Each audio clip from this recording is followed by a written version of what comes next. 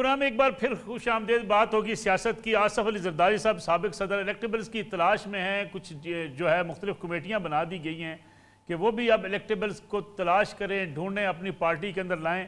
क्योंकि मुस्लिम लीग नवाज जब बलूचिस्तान पहुँची तो काफ़ी धचका लगा है पाकिस्तान पीपल्स पार्टी को। अगर रफ़ीउल्लाह साहब जो मिशन था आसफ अली जरदारी साहब का पंजाब में, पंजाब फतह करने के हवाले से, जनूबी पंजाब के हवाले से, जरदारी साहब भी वापस चले गए, बिलावल साहब दुबई पहुँच गए, पीपल्स पार्टी को मायूसी हुई है। अल्लाह ना करे, अल्लाह ना करे सर दुश्मनों के मुंह में खाक हो अगर ऐसी कोई बात दुश्मन बोले। लेकिन चूंकि आप तजिया कह रहे हैं, आप एक अच्छा तजिया करते हैं, इंशाल्लाह पाकिस्तान पीपल्स पार्टी आपको पूरा मुल्क फतह करके दिखाएगी। सिर्फ हम ये अब कन्फ्यूजन में है कि क्या वोट को इज्जत देने वाली पॉलिसी पर जनाब मियाँ मोहम्मद नवाज शरीफ साहब उसी बात पर अटल खड़े हैं या उस तरफ जा रहे हैं कि जिस तरीके से इमरान खान को 2018 में लाया। अगर उस फार्मूले पर मियाँ मोहम्मद नवाज शरीफ जा रहे हैं तो हमारी पाकिस्तान मुस्लिम लीग नून के साथ एक बड़ी रफाकत है, एक हमने MOU साइन किया है और एक बहुत अच्छी हम एक 16 महीने इस मुल्क के लिए हम दोनों पार्टियों ने सियासत को दाव पे लगा के रियासत को बचाने की कोशिश की थी। तो अगर उस जाविये पे मियाँ मोहम्मद नवाज शरीफ साहब के हाथ में है ये फैसला, क्योंकि जिस अंदाज में खालिद मक्सी साहब ने बड़ा ओपन तज्जिया किया था एक TV चैनल पे कि हम बाप पार्टी हो या कुछ भी हो, बाप जिस तरह बोलेगा तो हम जाने अगर मियाँ नवाज शरीफ भी बाप को देख कर सियासत कर रहे हैं तो फिर तो इन्ना लिल्लाहि व इन्ना इलैहि राजिऊन, फिर तो हमारी ये सारी एफर्ट्स, ये सारी जदोजहद जो है वो फिर हम 30 साल पीछे चले गए। और अल्लाह ना करे कि मियाँ नवाज शरीफ साहब अपने बयानिए से पीछे हटें, वोट को इज्जत देने की बात करेंगे और ताकत का सरचश्मा बाप जो है वो अवाम हो बस। ठीक है, जरदारी साहब तो मुतमिन है, बिलावल साहब ये कह रहे हैं कि मुस्लिम लीग नवाज जो है वो सपोर्ट हासिल कर रही है एस्टेब्लिशमेंट की, जरदारी साहब को ये नज़र नहीं आ रहा। देखें जरदारी साहब बिल्कुल अपनी जो उन्होंने एक तफसीरी इंटरव्यू दिया और उसमें जितने भी लोग थे जिनको थोड़े बहुत शक व शुबात थे वो दूर कर दिए।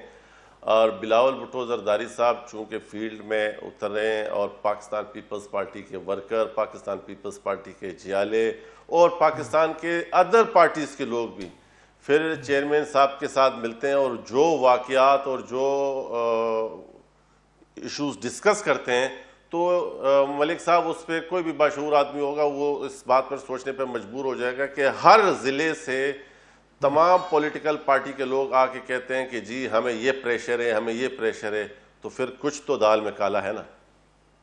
क्यों जी राना एहसान साहब क्यों प्रेशर डलवा रहे हैं अपने ही जो है साबका इत्तेहादी पीपल्स पार्टी के ऊपर इलेक्शन जीतने के लिए?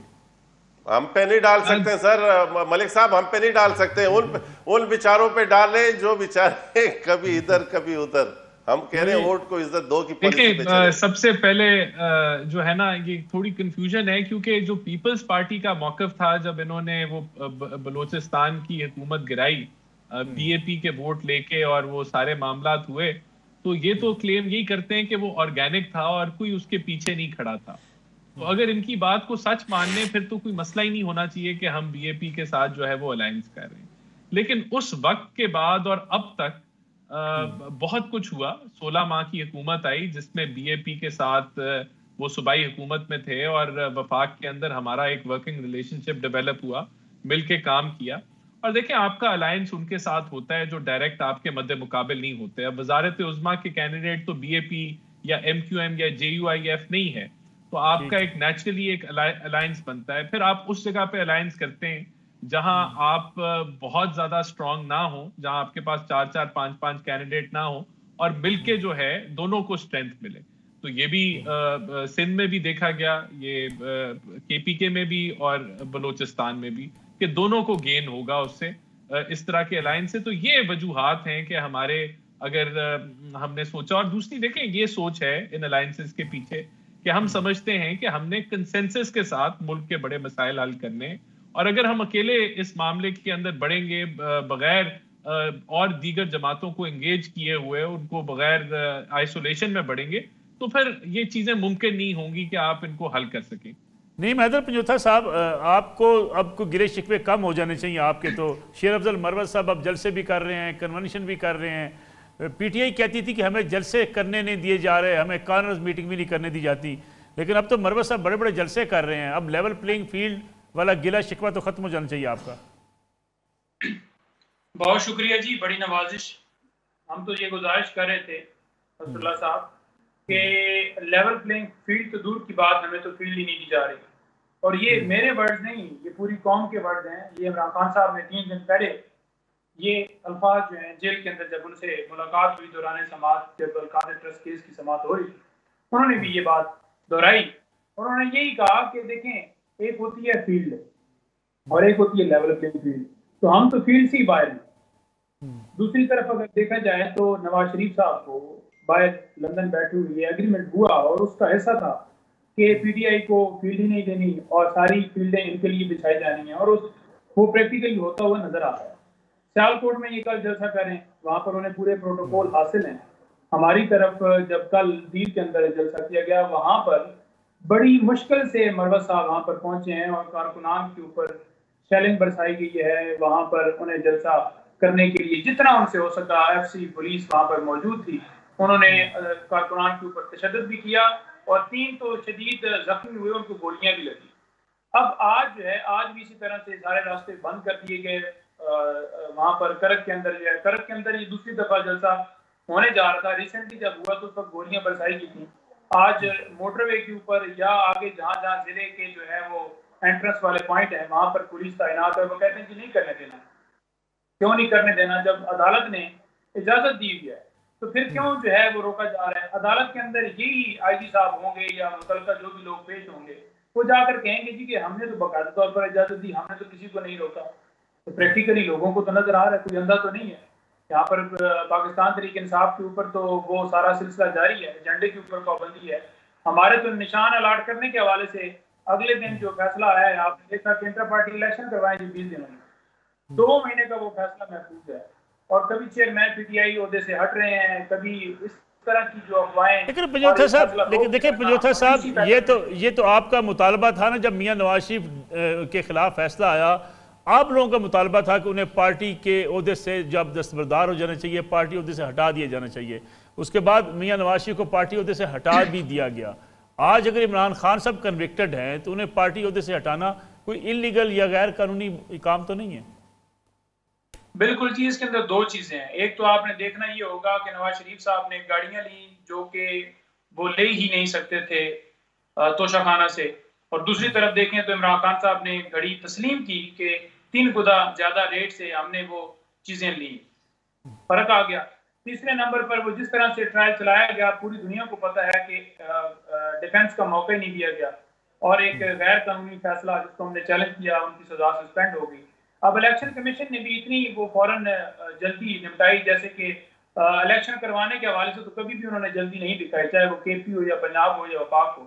लेकिन चेयरमैन पीटीआई के खिलाफ वो जरूर रात दिन जो है उनकी सर्विस अवेलेबल होती है। उन्होंने फौरन बगैर नोटिस किए, जो कि 232 के तहत नोटिस भेजना, अगले बंदे को सुनना, उसके बाद कोई प्रोसेस करते 63(1)(h) के तहत डिस्क्वालीफाई किया है, जो कि हमने उसको जो है इस्लामाबाद हाई कोर्ट के अंदर दरखास्त दी है कि सजा तो सस्पेंड होगी, ऑर्डर भी बाकी है। तो इस तरह का नोटिफिकेशन करके, इस तरह की कार्रवाइयां करके, वहां पर डीसी डीपीओ सारे पीएमएलएन के लगे हुए हैं तमाम जगहों पर। तो ये रिगिंग के लिए सबसे पहले प्रोसेस तो स्टार्ट हो चुका है कि हमें फील्ड ना देना और वही तमाम अफसरान की तैनाती, और फिर वो उसी तरह से जो निगरान हुकूमत है वो केसेस बना रही है। निगरान हुकूमत के वज़ीर दाखिला साहब बयान दे रहे हैं कि इमरान खान अदालतों का लाडला है। भाई आप क्यों होते हैं कि एक जमात की नुमाइंदगी करने वाले? क्या नवाज शरीफ से के हवाले से भी उन्होंने कोई ऐसा बयान दिया है? तो ये चीजें सारी जो है वो सेटल हुई हैं सारा। लेकिन पंजोथा साहब, यही सवाल फिर सदर पाकिस्तान पर उठता है। सदर पाकिस्तान जब लेटर लिखते हैं कि पीटीआई के साथ इस किस्म का रवैया रखा जा रही है, पीटीआई को जो है आज़ादी होनी चाहिए, सदर पाकिस्तान को किसी एक सियासी जमात के लिए खत लिखना चाहिए इलेक्शन के हवाले से? उन्हें तो सिंपल लिखना चाहिए कि इलेक्शन शफाफ होने चाहिए। देखें, बात यह है कि इस वक्त मसला पीटीआई का नहीं है, मसला पूरे पाकिस्तान का है। पाकिस्तान की बेटियां जो हैं वो अदालतों की तरफ देख रही हैं, बेंच बनते हैं, बेंच टूटते हैं, जमानतें उनकी कंफर्म होती हैं, फिर नए मुकदमात में उठा लिया जाता है, लोगों के घरों में छापे मारे जाते हैं अगर कोई पाकिस्तान तरीके इंसाफ से तल्लुक रखने वाला जो है पॉलिटिकल लीडर है तो उसकी वालदा के ऊपर तशद्दुद किया जाता है घर के अंदर घुस के, और उनकी जो है वो फैमिली वहाँ पर होती है घर में, तो उनको जो है हिरासत किया जाता है, उनको उठाकर थानों में ले जाया जाता है।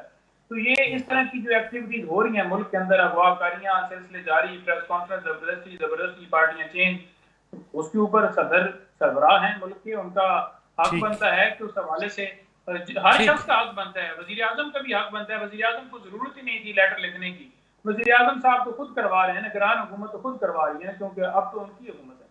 पूरा हम एक ब्रेक का वक्त हुआ है, वापस आते हैं इस कमर्शियल ब्रेक के बाद।